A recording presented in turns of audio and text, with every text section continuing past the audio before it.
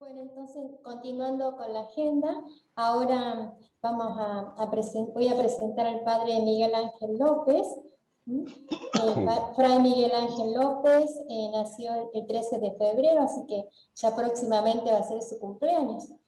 Sí. Bien. Pertenece a la Orden de los Frailes Menores Conventuales, se formó en el Instituto Seminario Franciscano y en el Instituto San Antonio de Padua. Teólogo y licenciado en Sagrada Escritura, apasionado por la palabra de Dios, ha predicado retiros a sacerdotes, religiosos, laicos. También en Radio María en varias oportunidades ha tenido espacios y ciclos de charlas sobre la Sagrada Escritura. Ha acompañado a nuestra congregación mientras estuvo como capellán con su calidez humana y su sabiduría.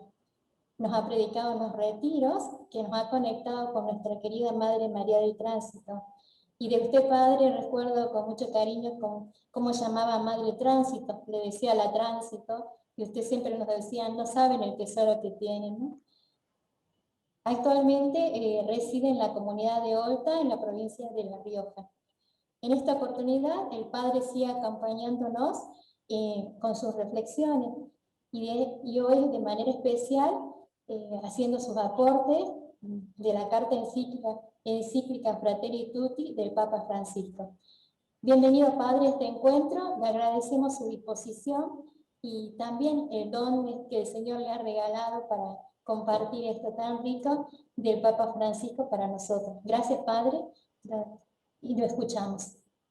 Bien, muchas gracias, hermana, por la solemne presentación. Vamos ahora a... Disculpe si hoy lloré. ¿Me escuchan bien? Bien. ¿Me Sí, escucha bien? sí, lo escuchamos bien. Bueno, Sí. entonces vamos a empezar. Estoy tratando de que ¿me ven bien? Porque yo soy viejito y con estas cosas no me muevo muy bien. Ahí está. Bueno, yo elegí 4 puntos de la encíclica que me parecían importantes para ustedes. El primero es una presentación general. El segundo son los grandes temas de la encíclica sobre lo que llamaría la no fraternidad. El tercero son como 3 horizontes de lectura o síntesis de la encíclica. Y cuarto, que quizás es el que más interese a ustedes, implicancias y desafíos pedagógicos que la encíclica propone al ámbito de la cultura y al ámbito de la educación. Vamos a pasar con el primero de los temas. Lo primero que tengo que decir es que la encíclica el Papa la piensa y la elabora antes de la pandemia. Y luego le lleva en la pandemia lo que la pandemia le da otro tono de mayor profundidad sobre los desafíos del hoy, que como dice él, la pandemia pone en evidencia, vamos a ver la crisis actual contemporánea. Otro tema importante para nosotros, más allá de distintas lecturas, es que tiene todo un trasfondo profundamente franciscano. Por eso que él la quiso firmar en la tumba de San Francisco. Él fue a Asís a la tumba y la firma sobre la tumba de San Francisco y hace algo que descolocó a todos los frailes, a nosotros nos descolocó, porque era algo inesperado, que después de firmar la encíclica en la tumba de San Francisco, nombra cardenal así, sin que ni él mismo lo supiera, al que es superior de la tumba de San Francisco, que es un padre italiano de 50 y pico de años, que era ingeniero. Luego de ser ingeniero entra a la orden, se hace fraile, fue provincial de Bolonia, la gran provincia del norte de Italia, y en estos últimos 6 años era el superior de lo que para nosotros es la casa madre, el Sacro Convento, el custodio de la tumba de San Francisco. Evidentemente que él ha tenido mucho diálogo con este padre durante las veces que ha ido a Asís, y nos sorprendió a todos porque ni él mismo sabía que el Papa lo hacía cardenal. Es como para cerrar un tema en el que evidentemente la encíclica ha sido muy discutida, muy leída, de muchos ángulos, pero tiene una profunda raíz franciscana. Es el gran tema franciscano, la fraternidad. Es la palabrita que Francisco y Clara van a defender contra todo su tiempo y su cultura. Frater, frater significa hermano, fraile, y soror significa hermana. Soror es que es la palabra que Clara usa con mucha fuerza y se defiende. Ella no quiere ser llamada dama pobre ni abadesa. Ella quiere ser llamada soror Clara, porque soror es el femenino de frater. Ella es la hermana Clara, que está unida al hermano Francisco. Y ustedes bajo la luz de tránsito son hermanas. La fraternidad es el alma del espíritu nuestro. Por eso yo digo que este documento tiene mucho que ver con el carisma franciscano y con lo que llamaríamos la alteridad franciscana. Dicho esto, vamos a entrar de lleno a algunos puntos. El tiempo que tenemos no es tan largo, pero trataremos de aprovecharlo. La encíclica se realiza frente a dos grandes temas, una crisis actual de lo que se llama la posverdad, la posmodernidad y la pandemia, que pone en evidencia otra nueva realidad. Tiene 8 capítulos, 287 puntos en el que se divide la encíclica, y podemos decir que el tema desafiante, la conclusión de la encíclica es: ¿salimos mejores para cambiar el mundo o salimos peores? Ahora, si somos hermanos, saldremos mejores. Y ahí está el Francisco de Asís, que está detrás de todo este texto, lo voy a ir insinuando cada vez que el Papa lo dice, porque está como un telón de fondo, en el que él vivió en una época muy parecida a la nuestra, de enfrentamientos, de luchas, de conflictos, de intereses, de riquezas, de poder. Él venía del mundo del comercio, el mundo de la riqueza, y el mundo de la marginalidad, el mundo de los leprosos. Y con Francisco el mundo cambia. Francisco es el hombre que desde la fraternidad cambia su tiempo y cambia la época y siglos de la historia europea. Por eso creo que el Papa ha tomado a Francisco como el modelo de esa concepción universal, porque Francisco llega hasta ser amigo de los musulmanes. En una plena guerra santa de cristianos y musulmanes, Francisco termina siendo amigo y hermano del sultán de Jerusalén. Hasta en eso Francisco adelanta los tiempos. Yo diría que primeramente tenemos que tener en cuenta que esta encíclica está precedida por otros 3 grandes documentos del Papa: el Evangelium Gaudium, la Laudato Si y la querida Amazonia. Esto en cuanto el sustrato que está detrás de esta reflexión de la Fratelli Tutti. El Papa ya viene pensando este tema, y yo diría aún más, es un tema que ya lo trabajaba en Buenos Aires, cuando era arzobispo de Buenos Aires, visitaba las barriadas, y cuando empezó con las escuelas, famosas escuelas de él, ¿no? Y ahí otro punto importante para nosotros a tener en cuenta en el desafío, y es el Pacto Educativo Global, otro gran mensaje del Papa al mundo de la educación. De manera que como educadores tenemos que tener en cuenta las dos, Fratelli Tutti y el gran Pacto Educativo Global, para responder a los desafíos de hoy. Vamos a entrar primeramente en una presentación sintética de la encíclica. En la fraternidad está todo el secreto de la existencia humana. En la encíclica es todo un canto de apertura. El Papa se presenta como un maestro del diálogo, en el sentido más profundo del diálogo, el que escucha al otro y el que se hace escuchar por el otro. El diálogo implica salir de sí mismo, es lo que los franciscanos llamamos la alteridad. El otro, el yo soy en la medida que el otro me hace ser.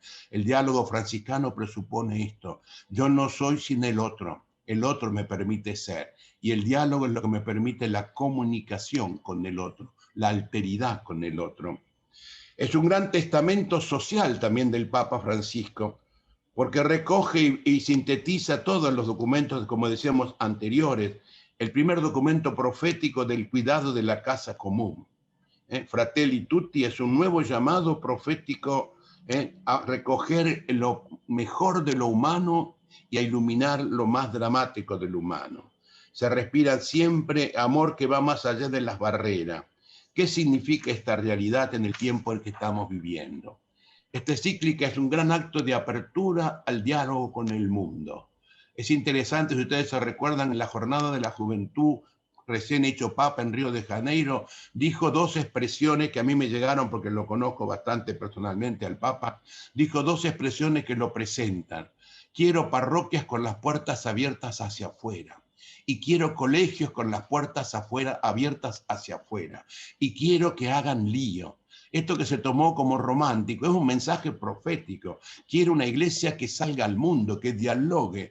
Quiero una cultura que dialogue con el mundo. Y eso crea lío. porque eso crea movimiento, nos saca de esta especie de adormecimiento en el que estamos. Por eso la encíclica es abierta y no solamente es para los cristianos, es para el mundo. El título es ya una expresión de gran apertura. Se dirige al mundo, este mundo que está cada vez más cerrado, este mundo que está cada vez más autorreferente, los pueblos que se cierran y que se cierran en intereses, en cálculos. Por eso le habla a todos los hombres más allá de su fe o su ideología, e incluso rescata el papel fundamental que las religiones tienen al servicio de la fraternidad. Esto ya lo había de alguna manera insinuado en la Laudato Si. Y es interesante, como muchos agnósticos quedaron impactados por este documento, aunque a veces muchos cristianos quedaron escandalizados, porque una de las cosas más difíciles es convertir un cristiano, porque el cristiano se cree que ya está convertido. Yo digo siempre, los más difíciles de convertirnos somos curas, monjas, obispos y laicos cercanos a nosotros, porque nos creemos que estamos ya en la verdad, creemos que tenemos todo. Y en cambio tenemos que salir y dejarnos convertir, dejarnos cambiar, dejarnos tocar por la realidad. Por eso que él habla, todas las religiones tienen un rol importante en este proceso. Y toma como eje la parábola del buen samaritano, que a nosotros no nos llama la atención. Esa es la parábola de la conversión del hermano Francisco. Me era amargo ver los leprosos, pero el Señor me condujo entre ellos y practiqué con ellos la misericordia. Y lo que me era amargo en el alma y el cuerpo se me convirtió en dulzura del alma y el cuerpo. El que está detrás de esta parábola es la experiencia del hermano Francisco. El leproso, el otro, el excluido, el marginal, el antisocial, el relegado de la historia, se vuelve para Francisco el signo de reencuentro con Dios. Se reencuentra con él y con Dios cuando se reencuentra con el leproso. El abrazo del leproso es el cambio total existencial de Francisco. Y el abrazo con el leproso del hermano Francisco está profundamente marcado con la parábola, la mal llamada parábola del buen samaritano. El nombre bíblico es la parábola de la misericordia, porque Jesús hace la pregunta, ¿quién te parece que se comportó como prójimo? Y el hombre, el maestro de la ley, dice, el que practicó la misericordia en el texto griego, no dice compasión. Tachen esa traducción. El texto griego dice misericordia, el que practicó la misericordia. Quiere decir que el prójimo no está fuera de nosotros. El prójimo está en nuestra interioridad. Nosotros somos prójimos del otro. Ese es el llamado de hermanos todos. Hasta que no nos sintamos prójimos del otro, nunca el otro será mi hermano. Porque la fraternidad se construye desde adentro hacia afuera. Este es el gran mensaje y es una gran calidad franciscana, es la concesión antropológica franciscana. El otro me hace ser, el otro me permite ser, el otro es el hermano que me permite descubrirme hermano, porque yo soy prójimo del otro. Es el corazón de la mística franciscana. Por eso Francisco ama esta parábola y no por nada se puso el nombre de San Francisco. Impactó a Europa, nadie se había atrevido a ponerse el nombre de este santo, por todo lo que significa la figura, digamos, como el paradigma de lo que es la figura icónica de San Francisco. Y el Papa Francisco toma el espíritu de San Francisco con esta famosa parábola. La parte más fuerte de la parábola ya la había dicho en un famoso discurso en el Te Deum del 25 de mayo en Buenos Aires, en el tiempo de Néstor Kirchner, que se ofendió Kirchner porque el Papa habló de los marginados, habló de la casa común, habló en ese famoso discurso, famosísimo Te Deum, habló de la posada, construir la posada en el camino de la historia. Eso fue lo que ofendió al gobierno y nunca más fueron a los Te Deum de Buenos Aires, ¿se acuerdan? Después empezaron a ir por toda la Argentina porque no gustó esa explicación, ese mensaje del arzobispo de Buenos Aires. Se lo leyó en clave política y no se lo leyó en clave ética espiritual.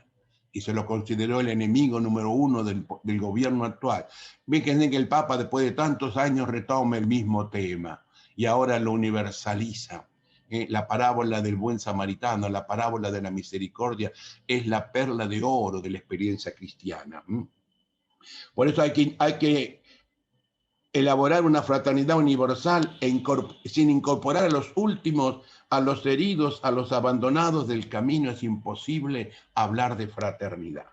Y la pandemia, dice el Papa, ha puesto en evidencia que la libertad y la igualdad son inciertas en nuestra cultura, porque sin la fraternidad, la libertad y la igualdad se convierten en sueños utópicos. Es necesario que una fraternidad nos ayude a encauzar la vida en una verdadera senda. Y el Papa va a afirmar, la libertad sola no hace feliz a nadie. Es necesario un equilibrio entre la dimensión global y local, mantenerse abiertos y al mismo tiempo con los pies en tierra. El tema que el Papa Francisco pone y desarrolla y que ya de alguna manera lo presentó en Evangelium Gaudium, ahora viene expresado con la famosa frase, yo diría de la Gestalt, ¿no? El todo es superior a las partes, en el número 234-35 del Evangelium Gaudium. Esa famosa frase que la toma de la teoría de la Gestalt, el todo es mucho más que las partes. A veces nos quedamos en las partes y perdemos el todo. Y cuando nos quedamos en las partes, eliminamos o excluimos o anulamos alguna parte sin darnos cuenta que cuando alguna parte queda fuera, el todo no se realiza. Qué importante en la pedagogía, en la escuela, en la educación, quedarnos con las partes y perder la conciencia del todo, los que somos pedagogos, ¿sí? El capítulo sobre política es interesante. Ahí habla de su preferencia por una política popular y no populista. Este Papa que fue tildado tantas veces de ser populista, él finalmente clarificó los conceptos. Una cosa es lo popular, que viene de pueblo, pueblo de Dios, el gran tema de la Lumen Gentium. Una cosa es el pueblo de Dios en concepto teológico espiritual, ético, y otra cosa es el pueblo en concepto ideológico, político o clasista. El Papa, cuando habla de popular, habla de pueblo en el concepto más profundo de la identidad de una cultura y de una humanidad. Es el pueblo de Dios que es universal.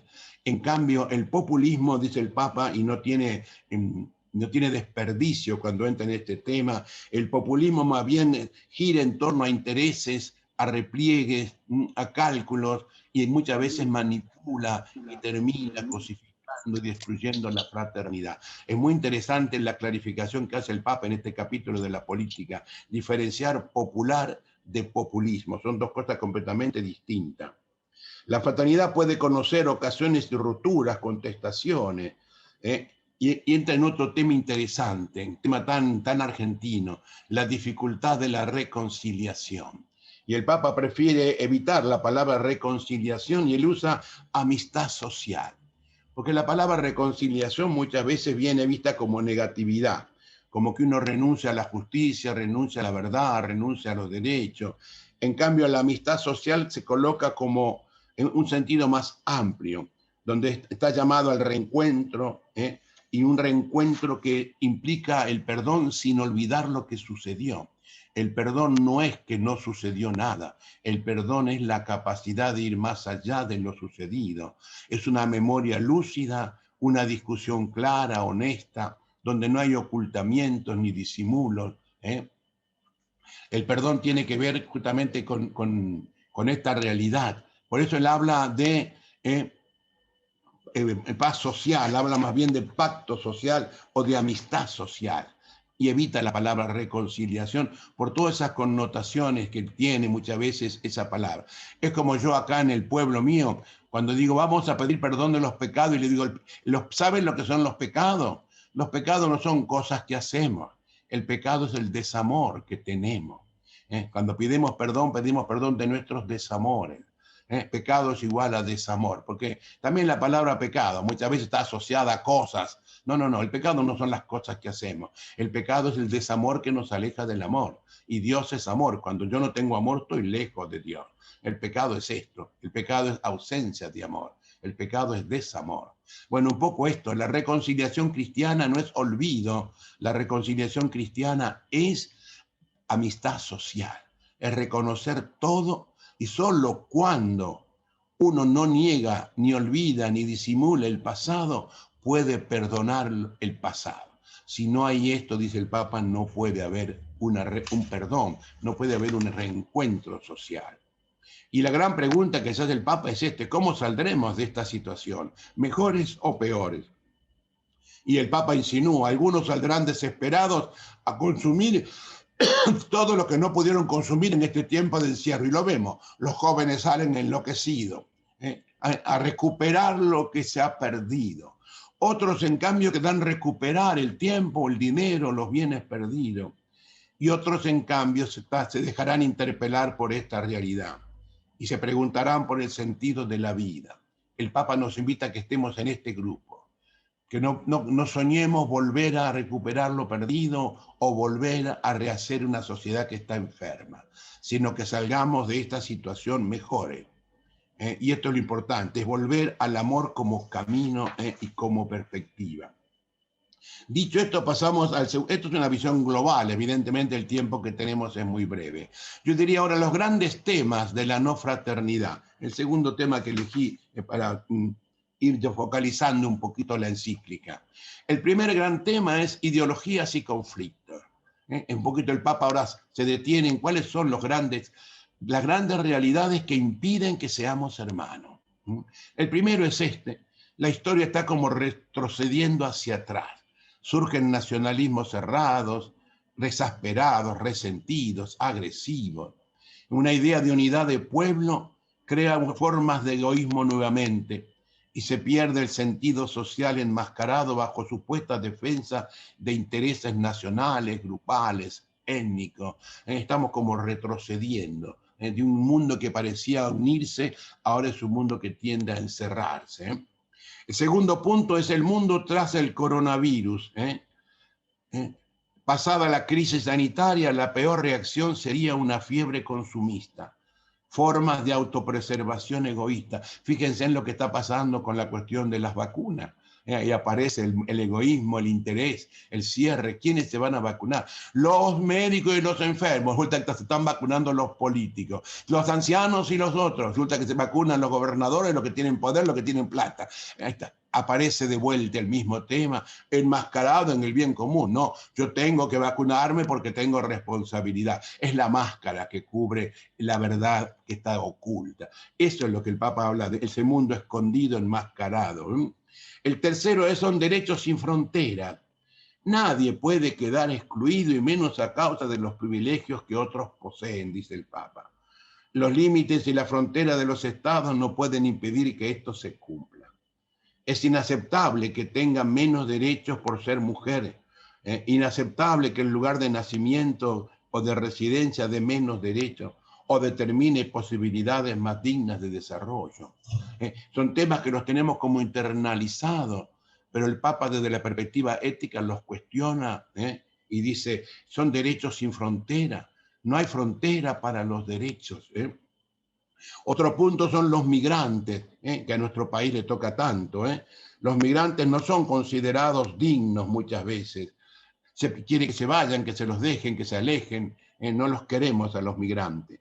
Y se olvidan que tienen la misma dignidad que cualquier persona. Más nosotros en Argentina, donde la mayoría son hijos o nietos de inmigrantes. En la práctica se expresa que se los considera menos valiosos, menos humanos, menos hermanos, o no se los considera hermanos, se los considera enemigos u oponentes. Otro tema es el mercado. Y el Papa insiste, el mercado solo no resuelve todos los problemas. Lo tenemos en Argentina, el problema no es solo económico, el problema de la justicia, el problema del respeto, el robo, el asalto, el asesinato, lo vemos cada día. No es solo un problema económico. El mercado no resuelve todos los problemas. Cuando una sociedad no tiene valores profundamente asimilados, internalizados, el mercado, lo económico no le resuelve el problema. Y esto es un tema que lo vivimos con mucho dolor en toda la Argentina. Yo estoy aquí en La Rioja, en un pueblito chiquito, hemos tenido hace una semana un femicidio, 30 años. Hemos tenido chicos, estudiantes de secundaria y estudiantes de profesorado que salen a robar bicicletas, que salen a robar cosas por la droga, por el alcohol. Es toda la Argentina la que está envuelta en esto. No es cuestión solo de mercado. El Papa en esto es muy fuerte. El mercado no resuelve todo. La fragilidad de los sistemas mundiales ha evidenciado que no todo se resuelve con la libertad del mercado. Otro punto es que no hay guerra justa. En el pasado se sostenía que había una guerra justa. Hoy decimos, hoy no hay guerra justa. Una guerra podría ser el final del planeta. Una guerra podría ser el final de todo. Hoy tiene que haber diálogo y realidad internacional. Por eso el Papa propone algo que suena impactante: reformular la ONU. Dice el Papa, es necesaria una reforma de la Organización de las Naciones Unidas. Una arquitectura económica y financiera internacional tiene que ser sometida a estudios profundos en la familia humana, para que se eviten autoridades cooptadas por unos pocos países, porque pocos países deciden el destino de todos. Y ese es un gran drama que niega la fraternidad. El menoscabo de las libertades básicas de las naciones es causa de diferencias ideológicas, y lo humano está por encima de todo esto. Y otro punto que el Papa trata, que ya dijimos, es el populismo. Dice el Papa, y en esto no tiene desperdicio, hay líderes populares capaces de interpretar el sentido del pueblo, pero luego derivan un insano populismo. Ahí está. Cuando se convierte en la habilidad de alguien para cautivar en orden a instrumentalizar políticamente la cultura del pueblo. Se capta, se hace rehén esa cultura del pueblo que parece expresarse bien en el lenguaje ideológico, pero que termina, dice el Papa, al servicio de su proyecto personal y de su perpetuación en el poder. No tiene desperdicios las afirmaciones de esto. Un populismo que parte de una cultura popular, pero que se degenera en el dominio y en la cosificación de los otros. Por eso dice el Papa que la política no está al servicio de la economía. La política no debe someter a la economía. Perdón, la política sí no debe someterse a la economía. Y esta no debe someterse a los dictámenes de la política. Economía y política deben interactuar en un diálogo abierto al servicio de la persona y de la humanidad. El peligro de hoy es el paradigma eficientista de la tecnocracia. Y finalmente el otro punto importante que el Papa, que podemos decir que emergen como los grandes puntos, es las religiones al servicio de la fraternidad. Las distintas religiones, dice el Papa, ofrecen un valioso aporte en la construcción de la fraternidad para defensa de la justicia en la sociedad. Y el diálogo entre las personas de distintas religiones no se hace meramente por diplomacia, amabilidad o tolerancia, se hace por profundas convicciones humanas y éticas. Por lo tanto, yo diría que ya el Papa, si tenemos acá, podemos ya colocar el primer tema, que para mí es el último que vamos a desarrollar después en la pedagogía, lo que llamaríamos, que es muy franciscano, la cultura del encuentro. Y las religiones son las que más posibilidades tienen de desarrollar esta cultura del encuentro. Mirándolo así, todos estos puntos que vimos y toda la encíclica en el poco tiempo que tenemos, podemos decir que la podemos reducir a 3 ejes u horizontes claves. Hay como 3 ejes, 3 horizontes que de alguna manera están detrás de la encíclica. El primero es los estados y las diversas culturas. Es el primer punto. Las diversas culturas y los estados. Son 2 realidades distintas. Lo que el Papa llamaría la globalización y la fraternidad. Tenemos que caminar hacia eso. Vivimos en un mundo cada vez más globalizado, que por lo tanto exige una mayor apertura, una proximidad cada vez mayor entre los diferentes estados y las diferentes culturas. Las nuevas generaciones pueden jugar un papel importante, de ahí la importancia de la educación y la pedagogía. Es en orden a las nuevas generaciones, porque el mundo lo construirán nuestros niños, nuestros jóvenes, nuestros adolescentes. Nosotros ya nos estamos yendo. La oportunidad de viajar y comunicarse representa una ocasión de contacto y de enriquecimiento, que nos invitan a vivir conectados y a participar en todo lo que sucede en el mundo. Pero cuidado, sin excluir los objetivos de solidaridad y cooperación, que están expuestos en el sufrimiento humano. Tenemos los riesgos del cambio climático, que es un desafío clave en esta globalización. Y ya los científicos dicen, y los papas lo dicen, la Laudato Si, el cambio climático es una amenaza como la pandemia. El cambio climático es uno de los profundos problemas que tenemos y la cultura del encuentro tiene que trabajar esta realidad. En la escena política internacional está la globalización, que nos ha acercado, pero sin unirnos. Y el Papa subraya esto. Una cosa es estar amontonados, otra cosa es estar unidos.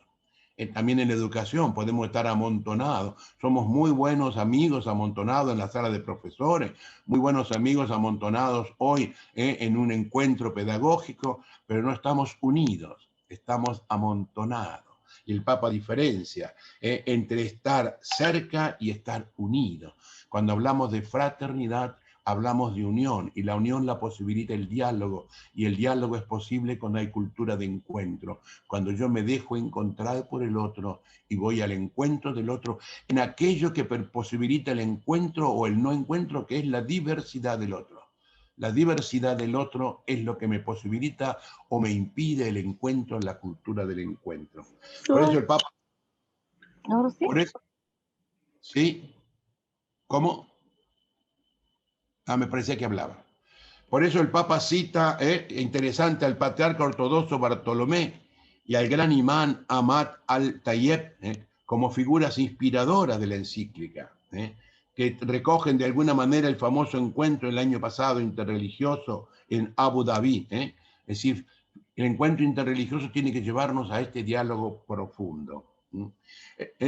Uno es la escena política, el otro es la pandemia de la COVID-19. También esta pandemia puede ayudarnos, dice el Papa, la conciencia de ser una comunidad mundial navegando en la misma barca. Es interesante porque el Papa toma la barca, toma la parábola de la misericordia y la barca en el mar cuando los apóstoles tenían miedo a la tormenta. Estamos todos en la misma barca. Yo no sé si ustedes vieron, es interesante, búsquenlo, hay uno de esos famosos dibujitos de Kino, no sé si lo han visto, circulaba un poco estos días en los celulares, ¿no? Donde hay una barca y están todos los gerentes, los CEOs de las empresas sentados quietitos, y hay un pobre hombre humilde que está remando, que está remando, que está remando, y en cierto momento el hombre dice, no puedo más, no puedo más, y todos estos gerentes de traje elegantes que están sin hacer nada, dicen, pero hermano, estamos todos en la misma barca. Sí, estamos en la misma barca, pero vos remás y yo gozo tu trabajo. Ahí está el problema. Podemos estar amontonados en la barca, pero no estamos unidos en la fatiga de llevar adelante la barca. Entonces, ¿qué es lo que no permite esa unión? Dice el Papa. Las exacerbaciones de los peligros nacionalistas, muy fuertes en los últimos años, a nivel europeo y a nivel mundial. En Italia lo vemos con la zona del norte, la Padania que llamaban, que querían dividir la Italia. En España lo vemos con Barcelona, que quieren dividirse. En Francia lo vemos con el sur. Es decir, lo vemos en todas partes. Y aquí en Argentina hablamos el sur de la Patagonia, que aparecen estos aparentes habitantes que no son tales, pero se presentan como tales. Y que hablamos de querer dividirnos, cuando es una época de unirnos, de integrarnos.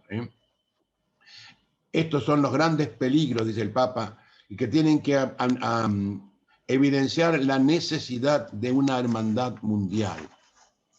El segundo punto es la atención que se refiere a los excluidos. En este mundo y en este contexto, ahí está, aparece lo que él llama lo social local, que están puestos en emergencia y con claridad en esta pandemia. La pandemia, ¿qué demuestra? Los descuidos en la atención de la salud, en la protección económica. Es interesante, porque la pandemia, ¿qué ha puesto en evidencia? Que no tenemos suficientes hospitales, que no tenemos suficientes médicos, que no tenemos suficientes insumos, que tenemos plata gastada y derrochada por todas partes, menos en aquello que es el cuidado de la cultura de la vida.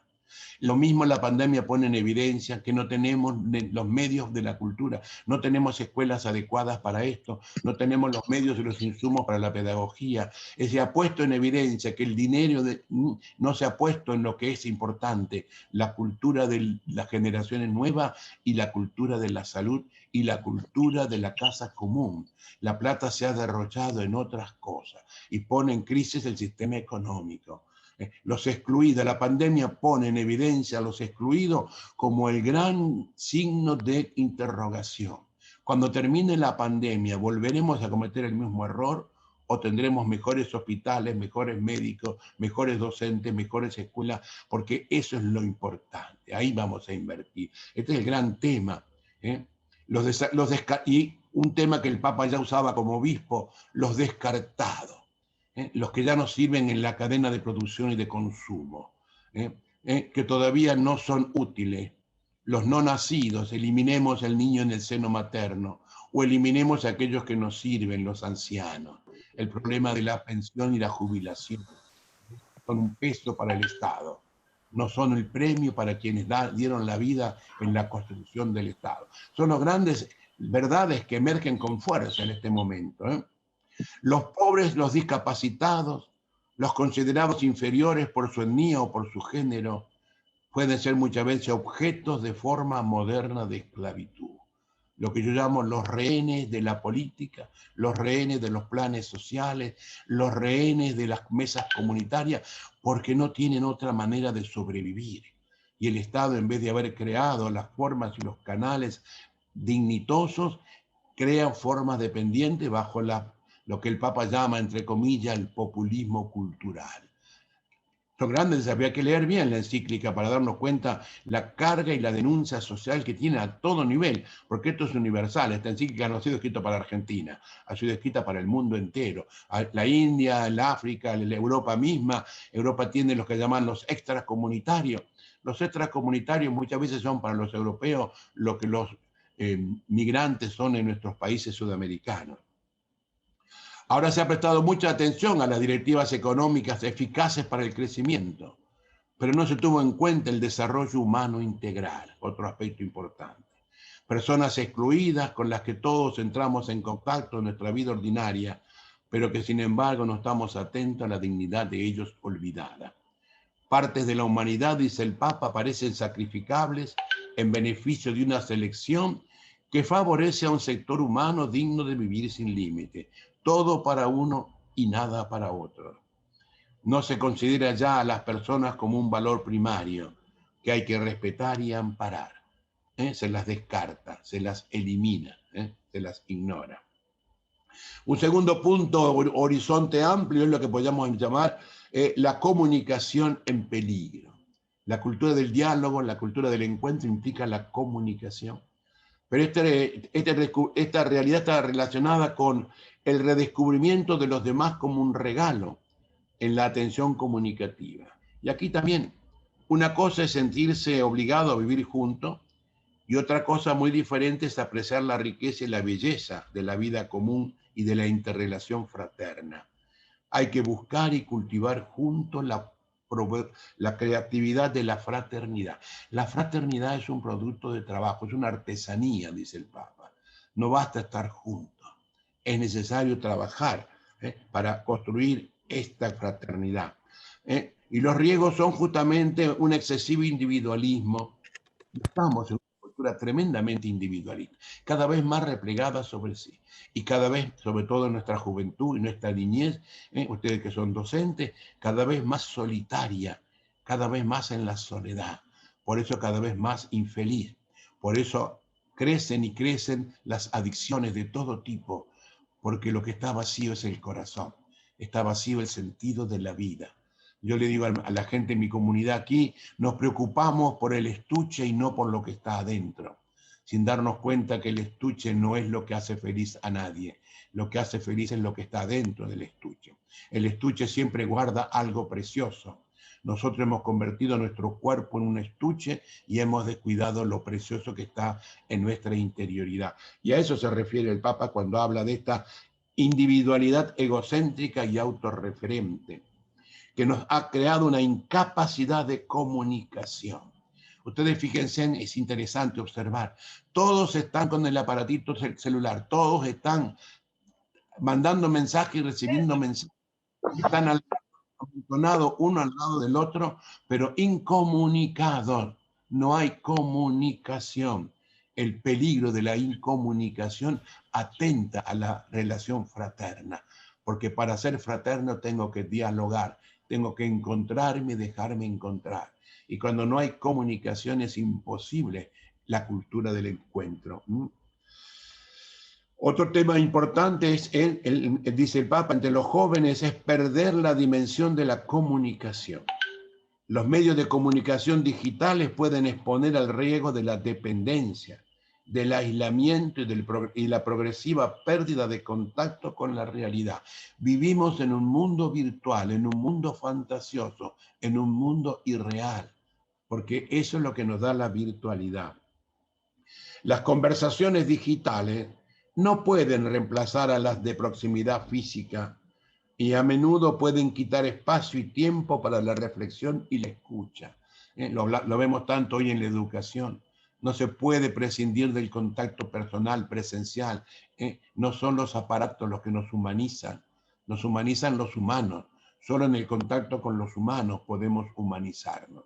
Solo en el vínculo dialogante y comunicativo con el otro, yo puedo dejar que el otro sea mi hermano y yo llegar a ser hermano. Y eso se da en la reflexión y en la escucha. Otro gran tema importante, también muy franciscano, lo que llamamos la pastoral de la escucha. Escuchar al otro. Nuestros jóvenes, nuestros alumnos, nuestros adolescentes no son escuchados en sus casas, no son escuchados en su familia y muchas veces tampoco son escuchados en nuestros centros educativos. Y si no hay escucha, no hay diálogo. Y si no hay diálogo, no hay cultura del encuentro. Y si no hay cultura del encuentro, no creamos la fraternidad. El Papa subraya mucho esto. Las conversaciones entre iguales que se multiplican no pueden ayudarnos, dice el Papa, a un diálogo profundo y auténtico como camino de fraternidad. Solo es posible la construcción de la fraternidad en encuentros reales y no superficiales. Encontrarme con el otro en serio. Y vuelve el Papa a la pandemia de la COVID-19. La tempestad desenmascara nuestra vulnerabilidad, dice el Papa, y deja al descubierto estas falsas y superfluas seguridades. Nuestros proyectos y rutinas, prioridades, han dejado al descubierto una vez más esa pertenencia común de la que no podemos ni queremos evadirnos, la pertenencia de ser hermanos. Estoy citándolo al Papa, ¿no? Es interesante. Él dice esa bendita pertenencia común, que no podemos evadir, la de ser hermanos. Y la encíclica justamente en este gran horizonte es una invitación a construir y a esperar en un mundo en el que podamos ser verdaderamente más hermanos todos, unos de otros. Este es el gran llama. Y yo creo que acá aflora un poco en la última exhortación de San Francisco, mientras tengamos tiempo, hagamos el bien. Francisco termina diciendo, hermanos, yo hice mi parte, ahora le toca a ustedes hacer la suya. Y yo creo que el Papa, tomando la frase de Francisco, dice esto, a ustedes les toca hacer su parte, sobre todo a ustedes docentes, pedagogos, educadores, padres de familia, centros de cultura. Les toca hacer la parte para cambiar a este mundo. Y ahora entraría yo en el cuarto punto, que me parece que es el que más les puede interesar a ustedes, que algunas claves que podemos llamar pedagogías, implicancias y desafíos pedagógicos de la encíclica, ¿no es cierto? Y el primero que diríamos es imprescindible una nueva educación. Primer punto. Frente a toda esta realidad, es imprescindible una nueva educación. Si ya el Papa ha lanzado el Pacto Mundial por la Educación, el Pacto Global de Educación Global, con tres conceptos claves: fraternidad, equidad e inclusión. Hoy son tres términos que no podemos ignorar en la currícula y en la programación pedagógica de nuestros centros de enseñanza. Fraternidad, equidad e inclusión. Y mucho más nosotros que somos franciscanos. La Tránsito ha vivido eso, es la que salía a buscar a los hermanos, es la que compartía con los hermanos, es la que incluía a los hermanos, es la que salía con el carrito a pedir para darle al que no tenía en aquel viejo San Vicente. Que esto no sea un recuerdo, un icono, sino que sea una provocación, un desafío. Las escuelas que forman en el espíritu de Tránsito tienen que ser escuelas que marquen esta fraternidad, equidad e inclusión. El Papa en el número 167, lo cito textualmente, dice: la tarea educativa, el desarrollo de hábitos solidarios, la capacidad de pensar la vida humana más integralmente, hacen falta para dar calidad a las relaciones humanas, de tal modo que sea la misma sociedad la que reaccione ante sus inequidades, sus desviaciones, los abusos de poder económico, tecnológico o político.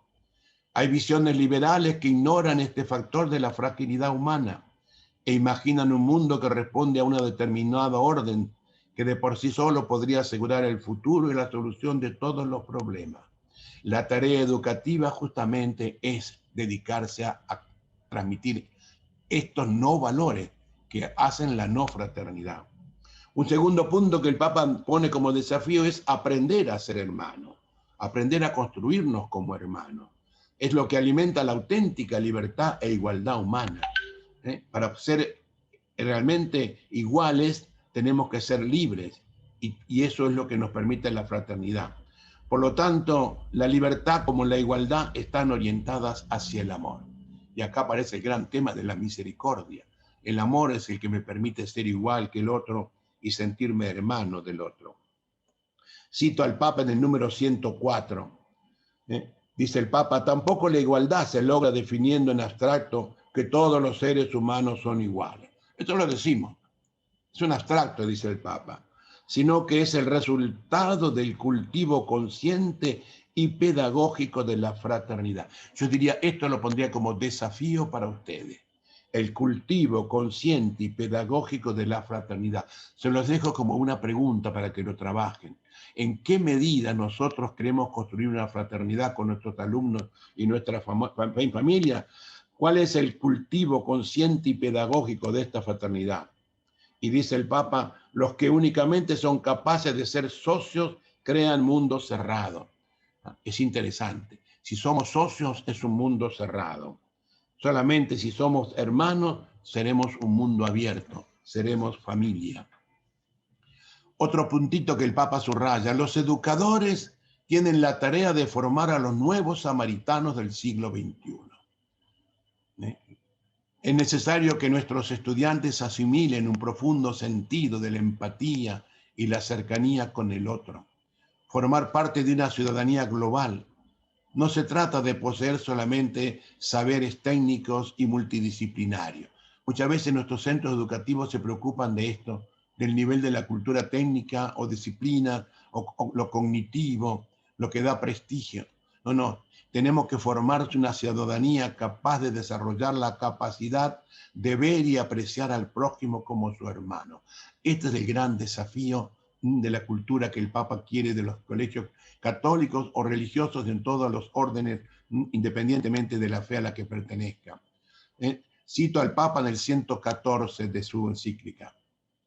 Dice el Papa, quiero destacar la solidaridad que como virtud moral y actitud social, fruto de la conversión personal, exige el compromiso de todos aquellos que tienen responsabilidades educativas y formativas.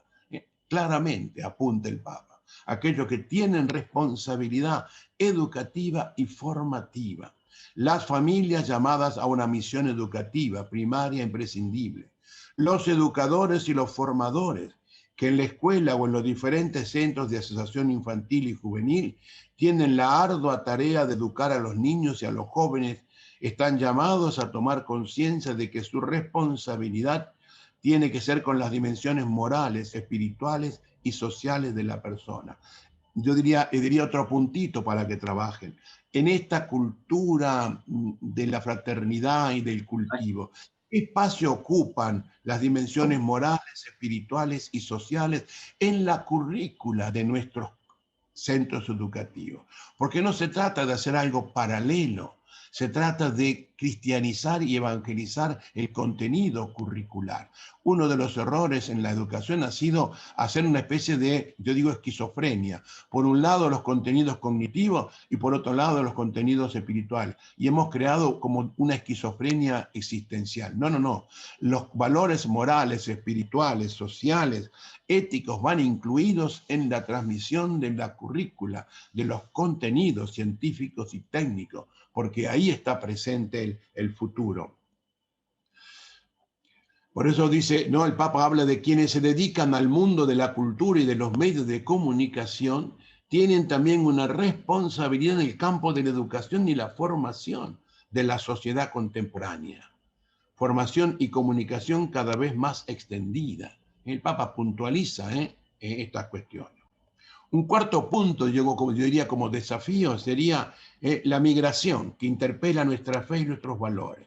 Hoy tenemos muchos migrantes también en las escuelas argentinas, mucha gente que viene de otras culturas o de otras provincias o de otros países limítrofes.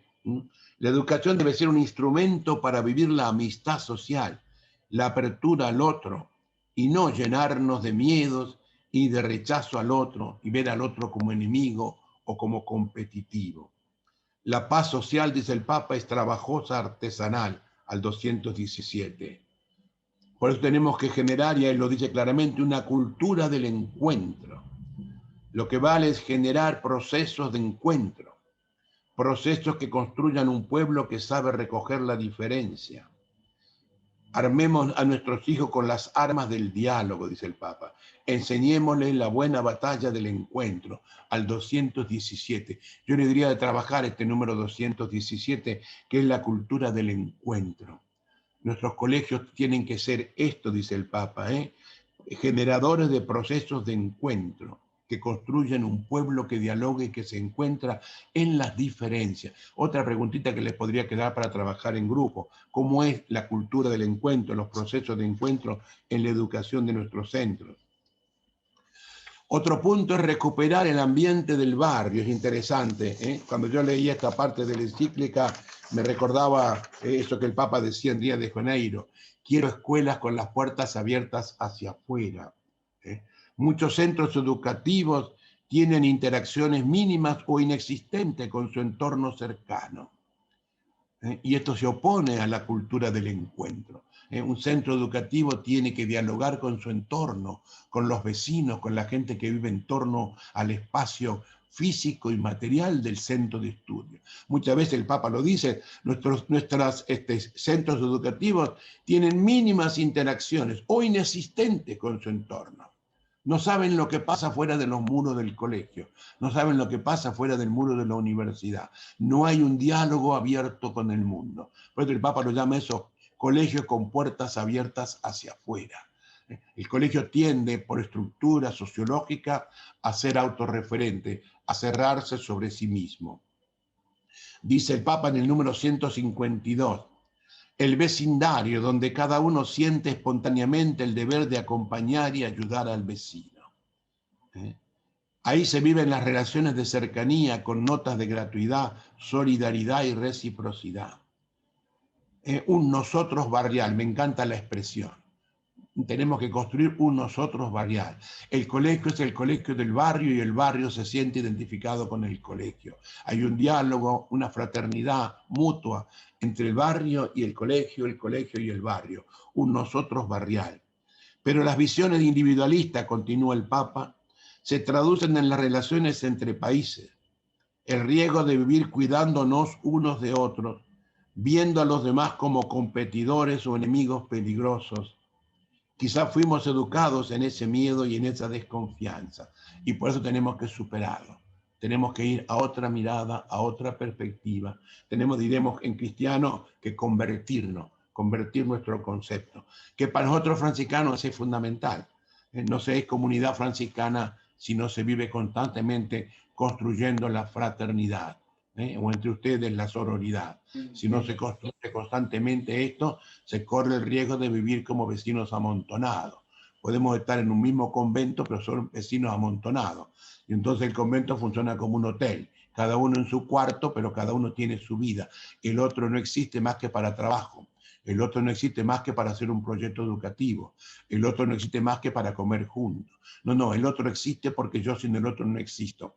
Ese es el concepto profundo de la fraternidad o de la sororidad franciscana. Y eso lo ampliamos al centro educativo. El centro educativo no es el amontonamiento de docentes o de alumnos, es una interrelación de la cultura del encuentro.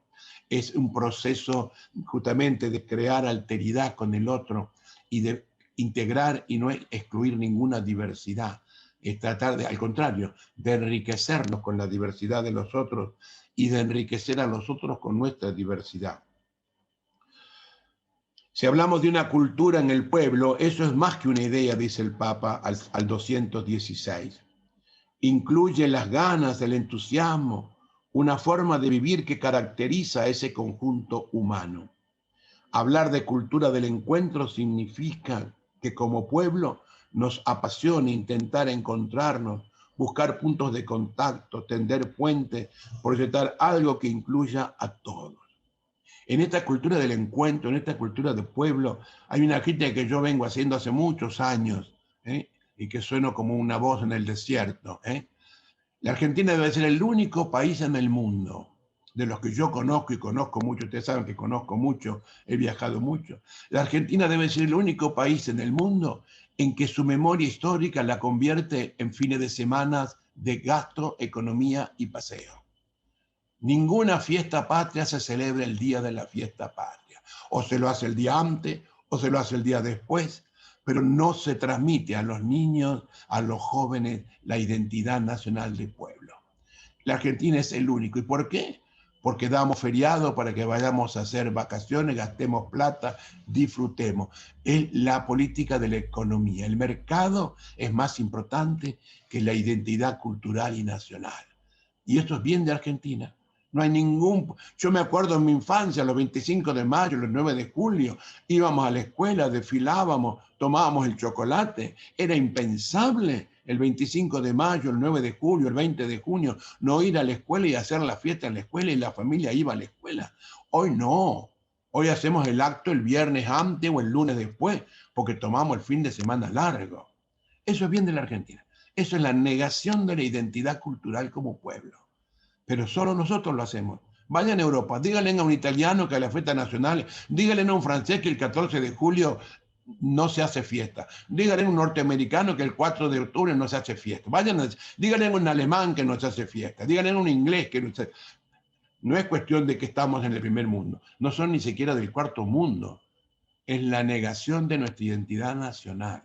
Hasta en eso los argentinos somos deudores de una cultura de desencuentro, una cultura de pérdida de identidad como pueblo. Pero hagan convencer ustedes a los ministros de Educación de Argentina si pueden, y a los docentes si pueden, de volver a lo que éramos. Esas son las expresiones concretas de la pérdida de identidad como cultura, como pueblo, y que no la transmitimos a las próximas generaciones. Hoy los niños de primaria y secundaria no saben cantar el himno, no lo conocen de memoria. Hoy nuestros niños y nuestros jóvenes no saben cantar el himno a la bandera, no conocen ni siquiera el preámbulo de la Constitución. Esa es la sociedad que estamos construyendo en los últimos 30, 40 años. Nos guste o no nos guste, esta es la realidad. Y eso es lo que el Papa habla de la cultura del desencuentro. Eso no nos hace pueblo, no nos iguala, no nos integra. Un otro punto importante, la educación es para liberar y no una estrategia de los malos gobiernos para someter al conformismo y a la pasividad. Interesante. La educación es para liberar. Educar es sacar de adentro lo mejor y proyectarlo hacia adelante. Dice el Papa, y cito el número 187, esta caridad, corazón del espíritu de la política, es siempre un amor preferencial por los últimos. Solo con una mirada cuyo horizonte esté transformado por la caridad puede llevar a percibir la dignidad del otro. Los pobres son descubiertos y valorizados en esa inmensa dignidad, en su estilo propio y en su cultura, y verdaderamente integrados. Cuando yo leía este texto me acordaba de San Francisco y su testamento. Yo salí del mundo, dice Francisco, si yo me hice cristiano, significa cuando integré al leproso en mi vida. Cuando el leproso dejó de ser una amenaza, cuando el leproso dejó de ser el excluido, cuando el leproso comenzó a tener dignidad y yo me fui a vivir con ellos. Fíjense que San Francisco no se fue a cuidar leprosos, él no fue a ser de enfermero de los leprosos, no, él se fue a vivir con los leprosos, él se integró al mundo de los leprosos. Y en las primeras generaciones, para ser fraile, había que pasar los primeros 6 meses en un leprosario. Si no pasabas 6 meses en un leprosario, no te daban el hábito de fraile. era como la prueba de fuego, integrar al otro, al excluido, al marginal. Y a esto se refiere el Papa. Cuando yo tengo amor, aparece la dignidad del otro, y en la dignidad del otro yo respeto su estilo, su cultura, y ahí es cuando lo integro, no cuando lo quiero cosificar o manipular al otro. Esta mirada es el núcleo, dice el Papa, del verdadero espíritu de la política. Es interesante. ¿Por qué? Porque el Papa entiende la política como el arte de gobernar en el bien común, no la política como el arte del beneficio de unos pocos que controlan y dominan a los demás. Y el arte de la política está en esto, en hacer que todos, absolutamente todos, nos sintamos hermanos de todos y construyamos a través de esta cultura del encuentro, del diálogo y la comunicación, una sociedad humana y fraterna. Dice el Papa al 187, qué triste es ver cuando detrás de supuestas obras altruistas se reduce al otro a la pasividad. Ahí está. Lo que se necesita son causas de expresión y de participación social. Qué importante. Yo tengo un grupo juvenil aquí, nuevo que hemos creado, son unos 40 jóvenes. Son ellos los que juntan la plata, son ellos los que juntan los alimentos y son ellos los que salen en camioneta al campo, la zona rural, a llevarle a los pobres el alimento. ¿Por qué? Porque tienen que ser participativos. Tienen que ir ellos y darse cuenta que hay hermanos que lo necesitan. Son ellos los que tienen que organizarse y decir, padre, ¿qué hacemos? Hay esto y todo. Bueno, hagan, organícense, hagan una colecta, vayan y pidan a la gente, sean protagonistas. Lo mismo pasa en nuestros colegios. Cuidado con la pasividad. La pasividad corre el riesgo de ser manipulación del adulto o del educador. Cuando el educador determina todo y el alumno ejecuta, eso es pasividad, dice el Papa. Lo que se necesita son causas de expresión y de participación social. Otra pregunta que les dejaría para que trabajen ustedes. ¿Cuál es la expresión y la participación real de nuestros jóvenes? ¿O son pasivos? Hacen muchas cosas lindas, pero porque se las decimos nosotros. Hacen muchas cosas lindas porque las mandamos nosotros. Pero ellos descubren, ellos solo descubren la necesidad. Ellos solo vienen y dicen, en el barrio pasa tal cosa, ¿podemos hacer algo? ¿Son activos, protagónicos o son pasivos? El Papa dice, la educación, lo cito al Papa, está al servicio de ese camino para que cada ser humano pueda ser artífice de su destino. Ahí está. Cada uno en el diálogo, en el encuentro, va siendo protagonista. Y aquí muestra su valor, dice el Papa, el principio de subsidiariedad, inseparable del principio de solidaridad. Qué hermoso que está esto. Una solidaridad que no tiene subsidiariedad es una solidaridad que está manipulada. Es un poco la crítica que le hacemos hoy a muchos movimientos sociales que hacen un trabajo hermoso de ayuda social, pero también es un trabajo manipulador, de un grupo que manipula y cosifica a los demás. No hay un principio de subsidiariedad, donde le dejo al otro actuar protagónicamente y no ejecutar lo que yo le digo o lo que yo pienso. En la cultura del encuentro presupone también esto, la libertad de expresión, de conocimiento y participación. Por eso Francisco dice, hagan ustedes lo que ustedes creen. Yo hice mi parte, cada uno de ustedes haga la suya. Y el último puntito que yo les daría, porque estamos ya sobre la hora, es aprender a ser hermanos nos compete a todos. Este es el gran desafío, la cultura de la fraternidad. Nadie puede esquivar esa responsabilidad ni dejarse llevar por otros criterios. Y sobre todo en las regiones que viven conflictos internos, es donde más es necesario aprender la cultura de la fraternidad, la cultura del encuentro. No hay punto final en la construcción de la paz social, dice el Papa, sino que es una tarea que no da tregua y que exige el compromiso de todos. Todos tenemos que movilizarnos en esta exigencia de ir creando un mundo más justo, más humano y más fraterno. Yo diría para concluir que este es el gran desafío y la gran tarea. Esto es lo que nos queda a nosotros para realizar. Como decía Francisco, este es el mundo en el que nos toca vivir y amar. Y yo creo que este es el espacio en que ustedes como colegios bajo el espíritu de la Madre Tránsito tienen que ir al encuentro del otro. Yo diría que Tránsito es una inspiradora de esta cultura del diálogo, del encuentro, de la comunicación, esta cultura de la aceptación de la diferencia, de reconocer la dignidad, los valores que el otro tiene, del salir de mí mismo para enriquecerme con la necesidad del otro. Hay una carta interesante de Tránsito que siempre me causó simpatía, pero al mismo tiempo me causó impacto. Cuando ella le escribe una carta a la superiora de una casa, creo que era de Río Cuarto, no me acuerdo bien ahora, donde le dice, dígale a la hermana tal que no le compré unos caramelos, una especie de, creo que era una especie de alfajores que a esta monja le gustaba, porque no los encontré, no los hay, pero en cuanto tenga se los voy a mandar. Ahí está. A esta monja le gustaba alfajores y le pedía a la madre, mándeme los alfajores. Y la madre, entre tantas cosas, se acordaba que esta monjita quería los alfajores y le pone, no se los mando porque no los encontré, pero en cuanto encuentro se los voy a llevar para que la hermana estar atento al otro, a una de las pequeñas cosas del otro. Leer a veces las cartas de Tránsito en estas pequeñas pinceladas permiten percibir la profundidad en su sencillez de esto que el Papa llama cultura del encuentro, atención al otro, dignidad del otro, cuidado del otro. Bueno, yo les dejo esto porque ya me he pasado la hora, una horita, espero que sirva un poco como para que puedan alfeñiques, me dice una hermana ahí, que no eran alfajores, eran alfeñiques. Alfeñiques, sí, padre. Alfeñiques, yo me acordaba del hecho, no me acordaba qué era en realidad. Pero digo, es interesante tener estos detalles, porque esos son los detalles en el que aparece la figura de esta mujer que yo aprecio tanto, porque está en la sencillez franciscana, pero en la profundidad de ese ser, hermana menor al servicio del otro, hermana del otro, porque respeto y voy al encuentro del otro. Bueno, le dejo esta como pincelada, no sé si respondo o no lo que querían, para que lo trabajen y esta tarde lo podemos poner en común, el trabajo que ustedes hicieron y compartimos, y contestaré las preguntas, inquietudes que tienen.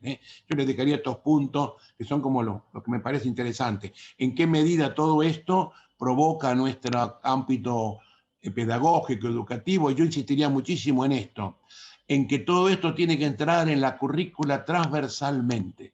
No puede ser algo paralelo a lo cognitivo intelectual. Tiene que ser parte de los programas y de los contenidos. Bueno, y acá me quedo porque ya estamos ahora. Bueno, muchas gracias, padre. Muy clara su explicación. Como siempre, esto nos ayuda a ir también creciendo en esto de descubrirnos como hermanos, aparte de que como fraternidad somos llamados a vivir como tales. Muchas gracias por sus aportes, por su participación.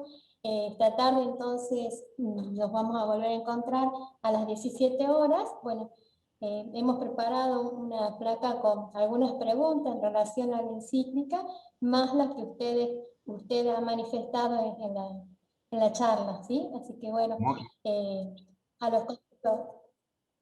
bueno, padre, sí, se lo vamos a pasar a los consejos directivos y entonces a las 17 nos vamos a volver a conectar con usted y con los consejos directivos. Perfecto. Bien. Buen Bueno, trabajo, entonces... Gracias, padre. Muchas gracias. Bien. Nos vemos esta tarde. Como hacemos con los chicos. Sí, ¿Cómo? sí. Vamos a hacer ahora. Que como hacemos con los chicos, le brindamos al padre un aplauso virtual que llegue por todo lo que nos ha compartido. Sí, muchas gracias, padre. Gracias. Bien, gracias.